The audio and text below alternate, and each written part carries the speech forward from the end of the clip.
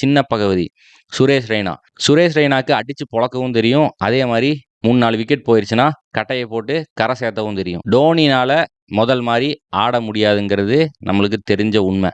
அது ஒரு பக்கம் இருக்கட்டும். இனி ஒரு குருட்டு கும்பல் இருக்கு, இந்த டோனி கன்னிஸ். தலைவனை பார்த்துட்டேன், தலைவன் தரிசனம் முட்டு கொடுத்துட்டு இருக்கானுங்க.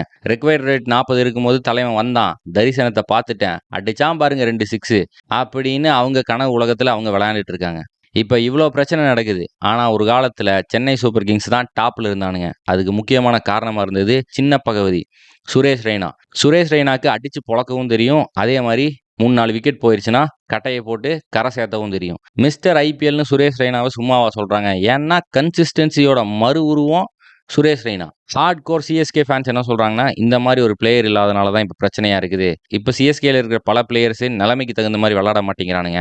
ஹார்ட் கோர் சிஎஸ்கே ஃபேன்ஸ் என்ன சொல்கிறாங்கன்னா, நிலைமைக்கு தகுந்த மாதிரி இப்போ இருக்கிற பிளேயர்ஸ்க்கு விளாட தெரிய மாட்டேங்குது அப்படின்றாங்க.